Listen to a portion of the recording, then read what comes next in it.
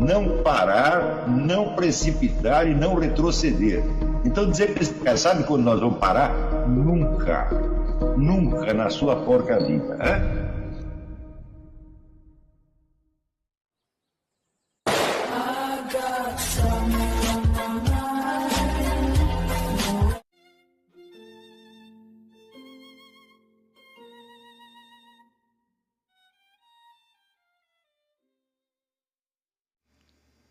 E aí pessoal, tranquilo? Então vem aqui antes do vídeo começar, pedir para vocês se inscreverem, quem não for inscrito, compartilhar, curtir, comentar. Quem puder seja membro do canal, que isso ajuda bastante. Tem também o link do Apoia-se. Quem puder ajudar nosso canal e apoiar financeiramente vai ser muito bem-vindo. Mas o mais importante é transmitir o conteúdo e os conhecimentos do professor Olavo de Carvalho para mais e mais brasileiros. Então compartilhe e ajude aí nossa causa. Muito obrigado a todos os membros, apoiadores do canal. Fico muito feliz. Tenho certeza que a gente está no caminho certo. Então fiquem com o vídeo e até mais. Valeu!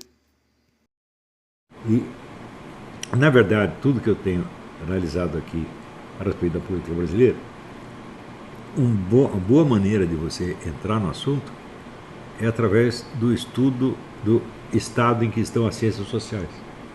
Porque, afinal de contas, todo o vocabulário, todos os conceitos básicos da discussão política sempre começam nas ciências sociais.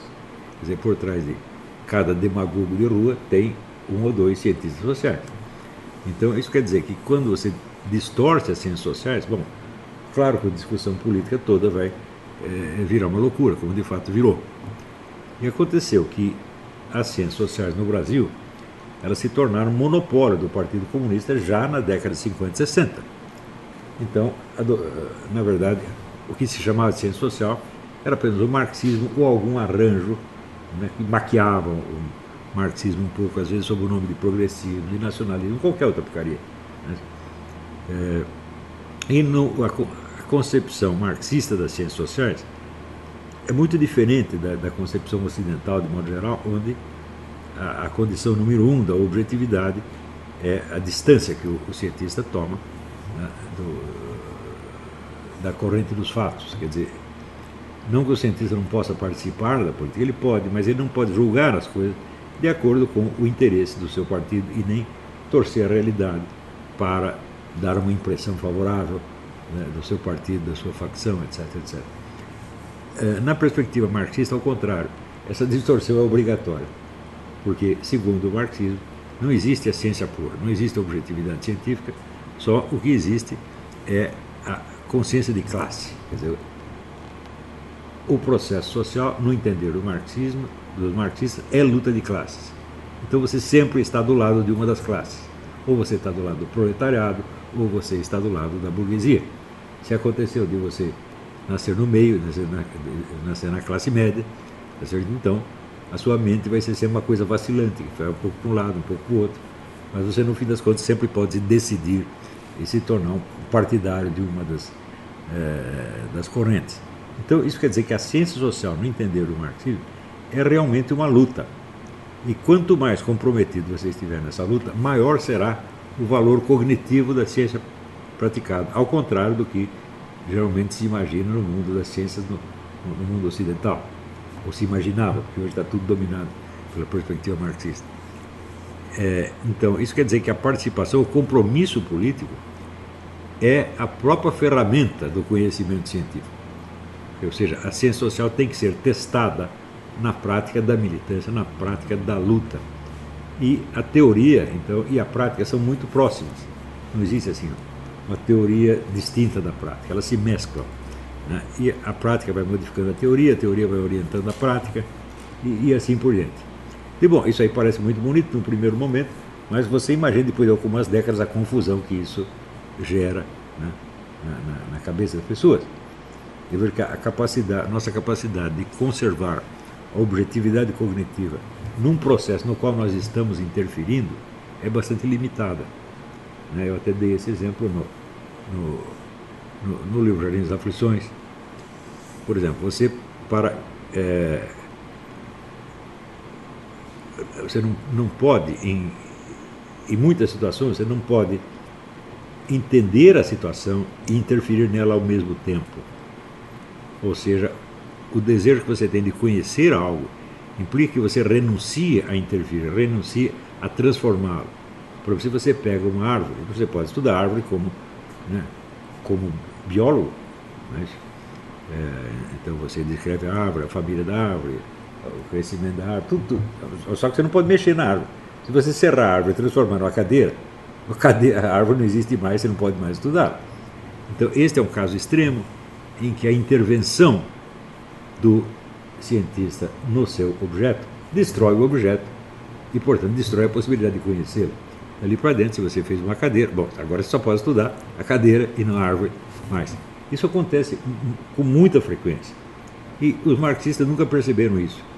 Às vezes você interferir no processo, na praxis, como eles chamam, te esclarece sobre a situação, mas às vezes a modificação que você introduz ali falseia de tal modo o quadro que nunca mais você vai entender. E isso foi exatamente o que aconteceu com a ciência social brasileira em peso a partir, vamos dizer, da década de 80, 90, talvez antes. Esse predomínio das ciências sociais, do marxismo nas ciências sociais, era uma coisa assim, aceita como se fosse um dogma, um mandamento divino, uma coisa que só um louco imaginaria encontrar. Quer dizer, a possibilidade da mera existência de uma ciência social que não fosse ou marxista ou positivista, que o marxismo se define em parte pela sua oposição e afinidade com o positivismo, né? Para eles era inconcebível. Quer dizer, na ciência social, normalmente você estudar Marx e Max Weber. Max Weber como representante do positivismo, herdeiro de Augusto Comte, Kant, etc., né? E favorável à abstenção de juízes de valor, tá certo? Portanto, exatamente o oposto da participação marxista no processo. E, por outro lado, o marxismo. Você tinha que escolher um dos dois, e era só isso que se estudava. Na verdade, o universo das ciências sociais é imensamente mais rico do que isso, mas isso aí era toda a cultura sociológica do Brasil. Tá certo? Portanto, se você dissesse uma palavra contra o marxismo, eles já classificavam você no positivismo. Esse cara é um weberiano. Isso aconteceu com o Raimundo Faura, por exemplo. O Raimundo Faura começou a abrir a boca e disse: esse cara é weberiano. Pronto, matou o problema. Então era tudo assim. Cada faculdade, né, tinha 2 ou 3 autores, você só estudava aquilo, e o resto você desprezava. Né? Eu me lembro sempre do versinho do Antônio Machado: Espanha miserável, envuelta em seus andrajos, desprecia quanto ignora. Envolta em seus andrajos, ela despreza tudo aquilo que ela ignora. Quer dizer, um mendigo se fazendo importante. E isso, vamos dizer, a Universidade Brasileira é isso. Eu não bando mendigo, intelectualmente mendigo, se fazendo de muito importante e se fazendo de superior a coisa que eles não têm a menor ideia do que seja. Né? Quando eu comecei a falar para o Eric Wegeler no Brasil, o primeiro que falou foi o Nelson Lema da Silva. Nelson Lema da Silva é um brasileiro que era um membro do Instituto Liberal e estudou com os discípulos do Wegeler, escreveu o primeiro livro sobre o Wegeler no Brasil. Né? Mas ninguém leu o livro. Eu tenho uma edição muito vagabunda, um exemplar caiu na minha mão. Eu fiquei muito interessado, comecei a ler todos os livros do homem e volta e meia citava o Eric Wegeler. Os caras nunca tinham ouvido falar. Era um negócio assim absurdo. Né? Veja, inclusive pessoas cultas caíram nesse. Né? O Zé Guilherme Melchior chegou a desprezar o Mário Vieira de Mello, teve uma discussão com o Mário Vieira de Mello, e se esse Mário Vieira de Mello fica citando autores de segunda ordem, como esse tal de Eric Wegeler. O Eric Wegeler é simplesmente o maior cientista social da segunda metade do século XX, mas, para quem não conhece, não é nada. Então, o próprio Zé Guilherme caiu nessa. Zé Guilherme, que era um cara que lia tudo. Né? Segundo o Lévi-Strauss, ele havia lido todos os livros. Né? Então, esse aí ele não havia lido e por isso mesmo ele desprezava. O famoso argumento de ignorância. Né? Quer dizer, se eu não conheço, não existe ou não tem importância. E o Zé Guilherme, entojado como ele só, né, caiu nessa, caiu muitas vezes. Né? Eu nunca levei muito a sério o Zé Guilherme como pensador. Ele como erudito, crítico literário, muito bom, mas como pensador, esse é realmente micho. Né? Era assim, um porta-voz da ideologia liberal e ponto, não, propagandista do liberalismo, não passava disso. Agora, essa falta desse síndrome de Dunning-Kruger, que no Brasil todo mundo tem, você não sabe qual é o seu lugar na escala, né? Então ele também não sabe medir o lugar do outro. Né? Eu, por exemplo, eu acho que eu não sou um sujeito burro, e eu acho que eu não sou um mau filósofo. Né? Mas eu sei quem está acima de mim e quem está abaixo. Né? Eu sei, por exemplo, que o Érico Coelho está muito acima de mim, eu sei que o Mário Fernando dos Santos está muito acima de mim. E por isso mesmo, eu consigo me localizar, porque eu tenho uma régua que mede para cima e para baixo. Mas em geral no Brasil a pessoa não tem. Ela se coloca a si mesma acima de tudo. Então, né, por exemplo, o próprio Zé Guilherme, quando ele falava de Platão assim, com o nariz empinado. Agora, quando ele falava do chefe dele, o Afonso Arias de Melo Franco, não, isso era Deus na Terra. Isso mostra a mentalidade torta, certo? Não estou falando, não é para falar mal do Zé Guilherme. O Zé Guilherme merece admiração sobre muitos aspectos. Né? Mas é uma fraqueza que é típica da cultura nacional. E é uma coisa da qual nós temos que nos livrar. Por isso mesmo, eu há décadas adotei como lema ou a frase do Dom Quixote: eu sei quem sou. Eu sei quem eu sou, eu sei onde eu estou, eu sei o meu tamanho, sei o seu tamanho, eu sei o tamanho do vizinho. Então, eu sei exatamente. Não precisa me mostrar meus defeitos nem minha qualidade, eu conheço todos. Né? E agora, no Brasil, falando desse predomínio do marxismo nas ciências sociais, eu tive o desprazer de participar de uma cerimônia de homenagem, entre aspas, ao Gilberto Freire, na USP, onde a coisa mais linda que disseram, fizeram uma força, depois que durante séculos, décadas, eles escondiam o nome do Gilberto Freire. Daí, quando morreu, veio o centenário, agora nós temos que falar alguma coisa. E decidiram, e fizeram uma força, então, vou falar alguma coisa a favor dele. E daí disseram, ele era um sociólogo quase tão bom quanto o Florestan Fernandes. Quase tão bom. Né? E o Florestan Fernandes, né, para mim, o resumo do Florestan Fernandes é aquilo que disse dele o Alberto Guerreiro Ramos. O problema do Florestan Fernandes é simples, ele é burro. Né? Então você pegar um gigante como Gilberto Freire, né, e comparar a um, sei lá, funcionário do departamento municipal como o Florestan Fernandes e achar que ainda está sendo muito generoso com o Gilberto Freire. Isso é a síndrome do Dunning-Kruger. As pessoas, elas têm muita dúvida sobre elas mesmas, então tentam escapar da dúvida, inflando o seu próprio valor de uma maneira inteiramente absurda. Como houve um crítico no Rio Grande do Sul, esqueci o nome do cara, muito bem esquecido, aliás, que escreveu que assim, a obra do Chico Buarque de Holanda é comparável à de Michelangelo. Né? E olha que coisa, então o que você vai fazer com Carlos Gomes, com Alberto Nepomuceno, com Villa-Lobos, né? Então, acima de Michelangelo, pô. Então eles são anjos do Senhor, só pode ser isso, né? É o que fala Mariano Suassuna, né? Se eu chamo esse músico popular de gênio, o que eu vou dizer do Beethoven, do Bach? Não sobrou palavras, né? Acabou.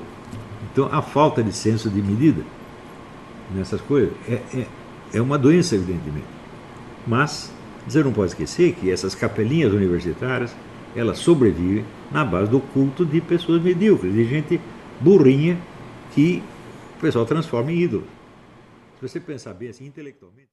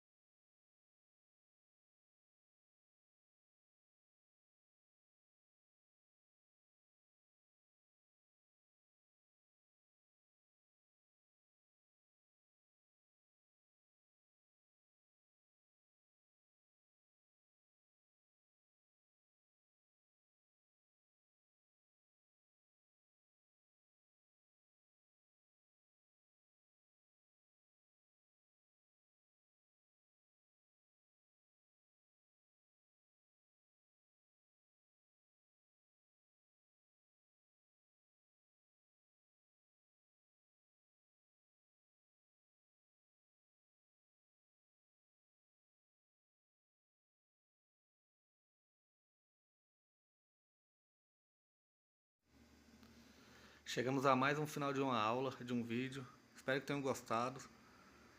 Quem não se inscreveu ainda, se inscreva, compartilhe, comente. Ajude o nosso canal, apoie, seja membro. E ajude o nosso canal a chegar a cada dia a mais brasileiros que precisam muito do conhecimento do professor Olavo de Carvalho. Então é isso aí, fique com Deus, até o próximo. Valeu! Então é isso aí, pessoal. Que é o nosso canal. Que são alguns livros que eu já li. A maioria foi doação, mas alguns eu adquiri, professor Olavo de Carvalho. Alguns livros se perderam aí que eu emprestei, professor Alexandre Costa. A Bíblia Sagrada. 10 lições sobre Karl Marx. Indica não ler esse livro, que é muito ruim mesmo. Alguns pensadores aqui que realmente, como o professor Olavo de Carvalho disse, não são pensadores. Valeu, tamo junto aí. Apoie nosso canal, seja membro.